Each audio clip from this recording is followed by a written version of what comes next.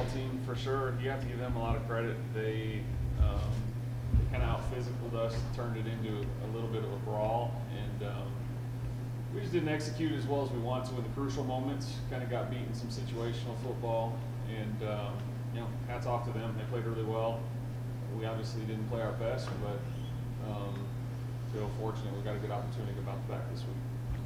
Then looking ahead to this week, Black Hill State's on the docket on Saturday. From your side of the ball, the defensive side of the ball, what are a couple of keys that you think will be important game keys to the game? I think first and foremost, you have to stop their run game. They've got a very good run game. They've got two backs that they both do a good job in the running game. They're both very different. One's a little more shifty and smaller. One's a little bit more of a bruiser. But first and foremost, you have to shut down the run game with them. And then they like to take shots. They like to take a lot of deep shots. So you have to defend the deep ball well, stay penalty free, and hopefully get a couple takeaways in the process. Questions? What the hell? I usually let you go first. Nobody else ever jumps in. You want me to start? Okay, I'll start. So Remington, for you as a captain, have you had a message for the team kind of just after that weekend loss, and what was it if you did? Yeah, well, after having a game, playing like we played, we just kind of want to focus on having a lot of enthusiasm and just really out enthusing the other team, and just having a lot of energy. I feel like that's a good catalyst to success for sure. Going into this week, I know, playoffs, there's still, that chance, but how do you guys get back up and say, okay, we got to finish this strong, because who knows what can happen? Yeah, it's just really about just going out there and executing the game plan and just dominating the other team for 4 quarters. That's really all it gets down to. Nothing's promised at this point, so we just got to go out there and just get the job done. You came here from a long, long way away. Left the family and kind of came to a place where I don't think you probably didn't even know existed probably 3 years ago, and you just kind of enveloped yourself in this program. What was it that just clicked with you as soon as you walked on campus? Oh yeah, well, I put a lot of faith and a lot of trust into this place, and I really didn't have a choice. This was a huge opportunity for me in my life and what I've been through. I just really had to make the most of it and just really submit myself and fully just not get my feet wet, but just dive right in and just fully submit to the culture for sure. And it's turned out very well for me, in my own opinion. Last year there really wasn't a whole lot of time to get your feet wet. I mean, it was like, okay, here we are, we're going to play as much as we can play. But what has kind of changed for you the last 2 years off the field in your life? Kind of what are you taking to the next step? Yeah, just continuing to grow in my faith, and just continuing to establish that bond with my teammates and growing as a family. And it's really evident, I feel like we're laying the foundation that we're not a team anymore. We're a fully cultured program, and I take a lot of pride in that, and I feel like I've left my print on this organization, and I'm proud of that, for sure. Is that kind of what the seniors are kind of talking about this week is, we've made our mark, but we also need to leave, let those young ones, let them figure out what this is about? Oh, yeah, for sure. And they know it by now, without a doubt. We like to lead by example. There's a lot of guys who are very vocal, and there's guys that do lead by example. And I feel like we're doing a good job at that, for sure. This might be a tough question. Is 2 huge games 2 weeks in a row for you guys, coming off a super high 1 week, coming in the second game, did that affect anything at all? Maybe just having 2 tough games in a row like that? It's hard to do. There's no question, but it's college football. It's kind of reality. Anytime you play against another college football team, it's difficult. There are no easy wins. I do think coming off of such a big high winning against Colorado Mines. It's a difficult thing to do. And, as coaches, we always worry about something like that. But, really, at the end of the day, I think we really just got out executed. And Western is a very difficult place to play on top of that. And so you got several factors, but at the end of the day, they just outplayed us. I mean, you can make every excuse in the book. They just outplayed us. That kind of is what it is. Does that add fuel maybe now coming into this week? I know, like you said, it's kind of like a roller coaster. But. Yeah, I mean, absolutely. But anytime I get a chance to coach, I'm gonna put my best foot forward. Our kids should have fun playing ball. I mean, nothing's guaranteed past the last 2 games, and it's another chance to lace up the cleats. And I would hope that that's enough motivation by itself. For me personally, I've got a bunch of friends on that staff, so it's always fun to have that extra aspect to it too. But at the end of the day, it's another opportunity, and I think our guys are looking forward to it. Maybe kind of same mindset for you, just every time you get to lace up. Yeah, without a doubt. And, I hate losing a lot more than I like winning. So it definitely put a fire underneath my tail. So just really going out there, just execute, man. Just really dominating them for 4 quarters. That's all I'm focused about. Just want to know mentality every week. I feel like we kind of got away from that at some point. It's all about just winning the football games that we got at this point. With the playoff scenario being so slim, how do you keep everybody motivated? Obviously, we see you motivated. This is their last game. How do you keep all the younger guys motivated? And one of the scout teams. Yeah. I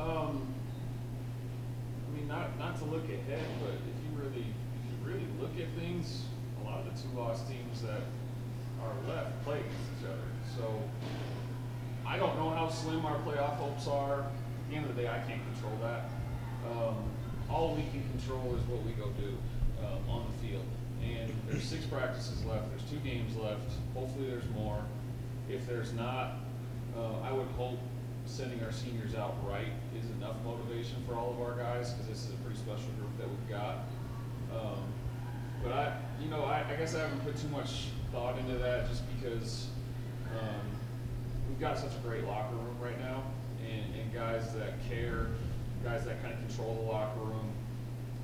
I haven't necessarily been worried about that, so I think we'll be ready to play. For you as a player, how much are you just going to enjoy running out the tunnel one last time in Stoker Stadium this weekend in that red jersey? Yeah, it's bittersweet for sure. I feel like I just got my footing here at CMU, and especially within the community, and I see a lot of familiar faces, and it is bittersweet, but it is what it is. I'm gonna go out there and just ball out. And how have you seen the defense kind of progress as the season goes on? I mean, come in, secondary was very veteran. There's highs and lows this season, but how have you seen the defense kind of come together this year? Well, I think more than anything, playing a full season, you kind of figure out who you are. You have to pretty quickly. We've made some pretty significant adjustments, schematically and personnel-wise. Really, after week 2 or 3, we kind of figured out this is what we're good at, and we've kind of tailored everything towards that. But more than anything, just understanding the scheme, understanding probably even more so than the scheme, just the mindset of every week's a new challenge, and we've got a standard that we have to live up to when we go play defense. And I think all the guys have bought into that. Also, along with that, we rotate a lot of guys defensively, and not every player that you run into will be selfless enough to play that way, and these guys have really bought into that, and we've been able to keep guys fresh because of it. Six games in, it's like, who's this guy? And you've done that every week. Is one more guy gets some more playing time, and it's always for this season, but also for the young guys, kind of building for the future. Yeah. I honestly, the young guys piece of it really hasn't. That's not been a part of why we've done it. We've just seen so many guys that are capable of playing that can help us, and in order to keep guys fresh, in order to have guys playing hard, but also to give guys roles to hang on to.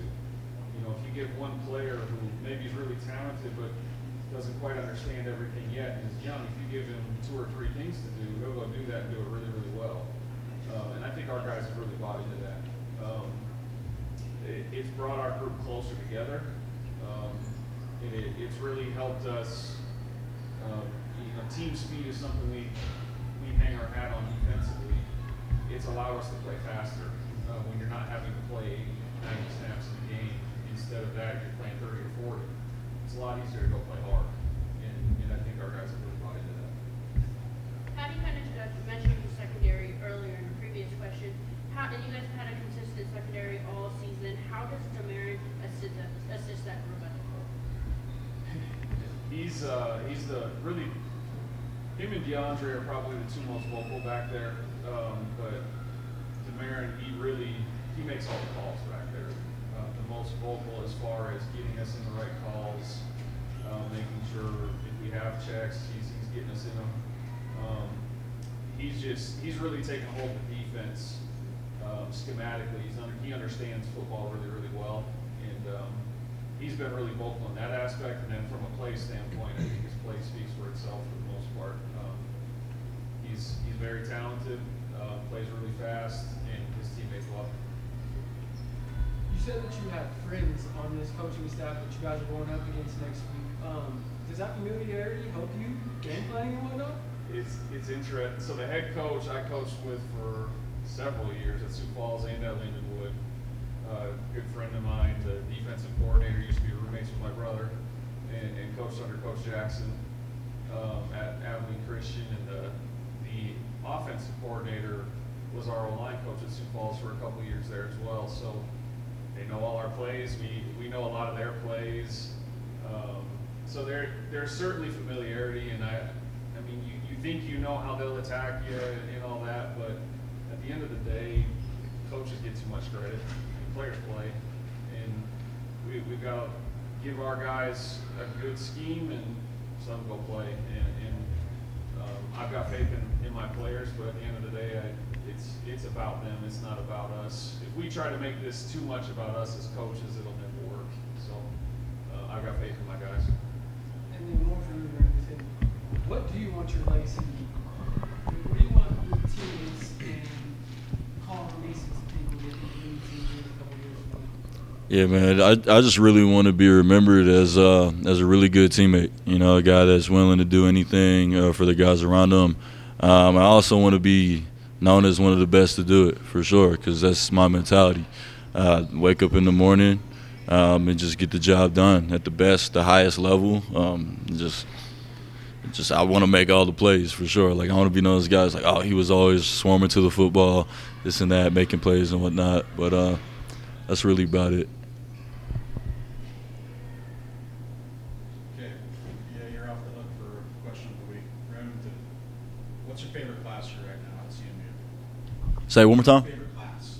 My favorite class currently in grad school right now, I'm only in one class, and it's contemporary sport right now. So it's being in grad school, like with my undergrad, being the criminal justice field, kind of getting into the kinesiology program here. It's been a curveball, but I've been like I just really like learning new things every semester, you know. And with COVID, I've been able to get a good grasp, and I'm actually going to be able to get my master's this spring.